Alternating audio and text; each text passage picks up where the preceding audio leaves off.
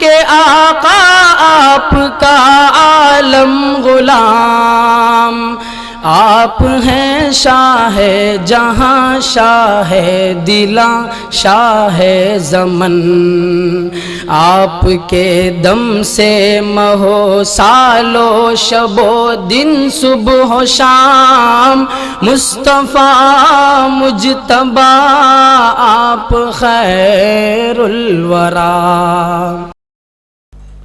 ناظرین گرامی، السلام علیکم ورحمۃ اللہ وبرکاتہ۔ میں ہوں آپ کا میزبان انصار عزیز ندوی، اور آپ اس وقت سیدھی بات ٹی وی چینل کے خصوصی پروگرام ذکر میرا حبیب کا صلی اللہ علیہ وسلم دیکھ رہے ہیں۔ ناظرین، الحمدللہ یہ ذکر میرے حبیب کا پروگرام کی 54ویں قسط ہے۔ گزشتہ ہفتے آپ حضرات نے روح کے سلسلے میں کئی پہلوؤں سے تفصیلات دیکھی اور سنی تھی، اور ہم سمجھتے ہیں کہ روح کے بارے میں یہ تفصیلات ہمارے لیے کافی ہے۔ ہماری دنیا و آخرت کی فلاح کے لیے اس سے زیادہ ہمیں روح کے بارے میں سمجھنے کی کوئی ضرورت نہیں ہے۔ جس قدر کے 17ویں یعنی 17 سورہ اسراء، جسے سورہ بنی اسرائیل بھی کہتے ہیں، کہ 50ویں آیت وَيَسْأَلُونَكَ عَنِ الرُّوحِ قُلِ الرُّوحُ مِنْ أَمْرِ رَبِّي وَمَا أُوتِيتُم مِّنَ الْعِلْمِ إِلَّا قَلِيلًا۔ اس آیت نے ہمیں سمجھایا گیا ہے، یعنی یہ لوگ تم سے روح کے متعلق پوچھتے ہیں، کہہ دو کہ یہ روح میرے رب کے حکم میں آتی ہے، اور روح کے بارے میں تمہیں جو علم دیا گیا ہے وہ بہت ہی قلیل ہے، یعنی تھوڑا ہے۔ ناظرین، اب ہم سیرت رسول اکرم صلی اللہ علیہ وسلم کے سفر میں آگے قدم بڑھاتے ہیں۔ کفاران قریش نے یہودی علماء کے بتائے ہوئے سوالات کے مدلل و مفصل جوابات حضور اکرم صلی اللہ علیہ وسلم سے سن کر سکتے میں آ گئے تھے۔ ان جوابات کو سننے کے بعد ایک طرف یہودی علماء حیران تھے، اور ان کی سمجھ میں نہیں آ رہا تھا کہ آپ صلی اللہ علیہ وسلم کے بارے میں آخر کیا موقف اختیار کیا جائے، سوائے خاموشی کہ ان کے پاس کوئی چارہ کار باقی نہیں رہ گیا، کیونکہ وہ یہودیت سے دستبردار نہیں ہونا چاہتے تھے، اور اسلام سے انہیں بیر تھا، دشمنی تھی، عداوت تھی۔ دوسری جانب کفاران قریش ان جوابات کو ہضم نہیں کر سکے، اگرچہ کہ ان کے دل مان رہے تھے کہ جو کچھ کہا گیا ہے وہ برحق ہے، اور آپ صلی اللہ علیہ وسلم کی بعثت میں کسی شک کی گنجائش باقی نہیں رہ گئی۔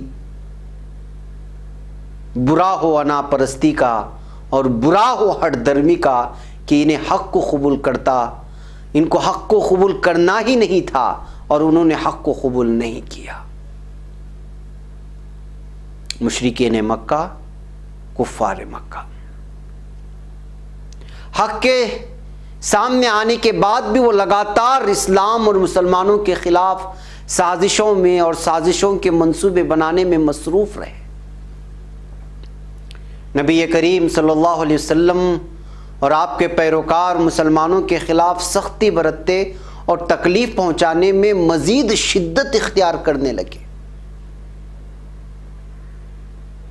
دریں اثنا قرآن کریم کی آیتوں کے نزول کا سلسلہ آپ صلی اللہ علیہ وسلم پر جاری رہا۔ سیرت کی کتابوں میں، بالخصوص سیرت ابن ہشام میں لکھا ہے کہ اہل مکہ میں سے اور خود سرداران قریش میں سے اکثر لوگ چاہتے تھے کہ وہ آپ صلی اللہ علیہ وسلم سے قرآن پاک کی تلاوت کو سنیں، مگر دیگر سرداران قریش کے خوف کی وجہ سے یہ لوگ سننے سے محروم رہ جاتے۔ کبھی کبھی تو کلام پاک کی تلاوت کو سننے کا اشتیاق اس قدر بڑھ جاتا کہ وہ چھپ چھپ کر جب بھی موقع ملتا سن لیتے تھے۔ قرآن کریم کی جہری تلاوت کے نام سے الگ عنوان باندھتے ہوئے ابن ہشام میں یہ روایت بیان کی گئی ہے کہ پہلے شخص جنہوں نے آپ صلی اللہ علیہ وسلم کے بعد مکے میں بلند آواز سے قرآن کی تلاوت کی وہ حضرت عبداللہ ابن مسعود رضی اللہ تعالیٰ عنہ تھے۔ انہوں نے کہا کہ ایک بار ایسا ہوا کہ رسول اکرم صلی اللہ علیہ وسلم کے صحابہ رضی اللہ تعالیٰ عنہم اجمعین جمع ہوئے اور انہوں نے کہا قریش نے قرآن کو اپنے سامنے بلند آواز سے پڑھتے ہوئے کبھی نہیں سنا، بس ایسا کون شخص ہے جو انہیں قرآن سنا ہے؟ حضرت عبداللہ ابن مسعود رضی اللہ تعالیٰ عنہ نے کہا کہ میں یہ کام انجام دینے کے لیے تیار ہوں۔ یہ سن کر سب نے متفکر ہو کر کہا کہ ہمیں اندیشہ ہے کہ کفار مکہ تم کو تکلیف پہنچائیں گے، ہم تو ایسا شخص چاہتے ہیں جو کسی معروف خاندان سے تعلق رکھنے والا ہو کہ اگر ان لوگوں نے کوئی بدسلوکی کرنی چاہی تو اس کے اہل خاندان آگے آئیں اور اس کی حفاظت کر سکیں۔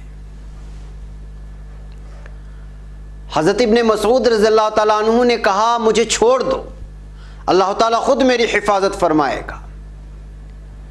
راوی کہتے ہیں جب دوسرے دن کی صبح ہوئی تو حضرت ابن مسعود رضی اللہ تعالیٰ عنہ دن چڑھے ہی مقام ابراہیم کے پاس ایسے وقت آ گئے جب قریش اپنی مجلسوں میں اپنی گفتگوؤں میں مصروف تھے۔ اب جب آپ حج عمرہ کے لیے جائیں گے وہاں مقام ابراہیم کا ایک نشانی ملے گی، آپ لوگوں کو بتایا جائے گا، وہاں 2 رکعت نماز پڑھنا سنت ہے کہا جائے گا۔ اس جگہ بیٹھ کر کہ اس وقت میں عرب حضرات کفاران قریش مشرکین گفتگو کرنے کا ایک ماحول بناتے تھے اور مجلسیں سجاتے تھے وہاں، اور جن کی گفتگو کا ہاٹ ٹاپک اس کے سوا کچھ نہیں رہتا تھا کہ کیسے نئے دین کے فروغ کو روکا جائے، اس کی تبلیغ کو روکا جائے۔ وہ مقام ابراہیم کے پاس کھڑے ہو گئے، کون؟ حضرت ابن مسعود رضی اللہ تعالیٰ عنہ۔ پھر بلند آواز سے پڑھنا شروع کر دیا، بسم اللہ الرحمن الرحیم، الرحمن علم القرآن۔ پھر یوں ہی آگے بڑھتے چلے گئے، پڑھتے چلے گئے۔ راوی کہتے ہیں قریش نے اسے غور سے سنا اور بولے ابن ام عبد یعنی ابن مسعود رضی اللہ تعالیٰ عنہ آخر کیا کہہ رہا ہے؟ پھر خود ہی کہنے لگے وہ تو وہی پڑھتا ہے جو محمد لایا ہے صلی اللہ علیہ وسلم۔ بس وہ سب کے سب ان کی جانب اٹھ کھڑے ہوئے اور حضرت ابن مسعود کی طرف دوڑے اور ان کے منہ پر مارنے لگے، یعنی وہ پڑھتے جاتے تھے اور یہ ظالم ان کے منہ پر مارتے جاتے تھے اور وہ برابر پڑھتے چلے گئے، یہاں تک کہ اس سورے کے اس حصے تک پہنچ گئے جس حصے تک اللہ تعالیٰ نے چاہا تھا۔ پھر اپنے ساتھیوں کی جانب اس حالت میں لوٹ آئے کہ ان کے چہرے پر قریش نے زدوکوب کے ذریعے نشانات ڈال دیے تھے، یعنی جو ان کو مارا گیا تھا اس کے نشانات ان کے چہرے پر ظاہر ہو رہے تھے، اس قدر مارا تھا۔ حضرت ابن مسعود رضی اللہ تعالیٰ عنہ کے ساتھیوں نے ان سے کہا جس چیز کا ڈر تھا وہی ہوا۔ انہوں نے جواب دیا آج دشمنان اسلام میری نظروں میں جتنے ذلیل ہوئے ہیں اتنے ذلیل کبھی نہیں ہوئے تھے، اگر تم چاہو تو اسی طرح ان کے پاس کل سویرے بھی پہنچوں۔ تو دیگر صحابہ نے کہا نہیں، تمہارے لیے اتنا ہی بس ہے، تم نے انہیں وہ باتیں یعنی سورہ رحمان سنا دی جنہیں وہ ناپسند کرتے ہیں۔ ناظرین، اسی طرح ابن ہشام نے قرآن کا اثر کی عنوان کے تحت بیان کیا ہے کہ ابو سفیان ابن حرب، ابو جہل ابن ہشام، الاخنس بن شریق ابن عمر بلکہ ابن عمر اور ابن وہب الثقفی بنی زہرہ کا حلیف، اس سب کے سب ایک رات فردن رسول اکرم صلی اللہ علیہ وسلم کی تلاوت سننے کے لیے نکلے۔ جو حضور اکرم صلی اللہ علیہ وسلم اپنے گھر میں رات کو نمازوں کے دوران تلاوت فرمایا کرتے تھے، ان لوگوں کو ایک کو دوسرے کی خبر نہیں تھی کہ تلاوت سننے کے لیے یہ لوگ آ رہے ہیں۔ ان میں سے ہر کوئی یہی سمجھتا تھا کہ وہ اکیلا ہی جا رہا ہے۔ ہر شخص نے اپنی اپنی جگہ لی اور وہاں بیٹھا سنتا رہا۔ اب تک بھی ان میں سے ہر شخص دوسرے کی موجودگی سے بے خبر تھا، کیونکہ رات اس قدر گہری تھی کہ ہاتھ کو ہاتھ سجائی نہیں دیتا تھا۔ انہوں نے ایسی ہی سنتے سنتے رات گزار دی، یہاں تک کہ صبح ہو گئی۔ وہاں سے ہر ایک الگ الگ راستوں پر نکل پڑا، لیکن بالآخر انہی راستوں نے ان سب کو ایک جگہ جمع کر دیا۔ جب ایک ہی راستے پر تمام لوگ جمع ہو گئے تو ایک دوسرے کو دیکھ کر بوکھلا گئے، کیونکہ ایک دوسرے کا راز کھل گیا تھا۔ ایک دوسرے کو دیکھ کر باہم دیگر ملامت کرنے لگے اور کہنے لگے کہ دیکھو، کسی کو اس بات کی اطلاع ہونے نہیں دینا، کہیں ایسا نہ ہو کہ قوم کے بعض کم عقل لوگ بھی ہماری تقلید کرنے لگ جائیں اور ان کو بھی تلاوت کلام پاک کو سننے کا ذوق پیدا ہو جائے، اور نتیجہ یہ ہو جائے کہ ان کے دلوں میں اسلام قبول کرنے کا خیال آ جائے۔ دوسری رات یہی لوگ پھر اسی طرح اپنے اپنی جگہ جمع ہو گئے، قرآن سنا، اور صبح واپس لوٹے تو راستوں نے پھر ان لوگوں کو دوبارہ ملا دیا۔ پھر ایک دوسرے کی لامت ملامت ہوئی اور اپنے اپنے گھروں کو نکل گئے۔ تیسرے دن بھی ایسا ہی ماجرا پیش آیا۔ ان میں سے ایک نے کہا، ہماری عادت اسی وقت چھوٹے گی جب تک کہ ہم یہ عہد نہ کر لیں کہ دوبارہ ہم یہاں رات میں نہیں آئیں گے۔ اس طرح کا عہد کرتے ہوئے لوگ وہاں سے نکل گئے۔ ناظرین، اس واقعے کے بعد اخنس اور ابو سفیان کے درمیان ایک دلچسپ گفتگو بھی ہوئی تھی،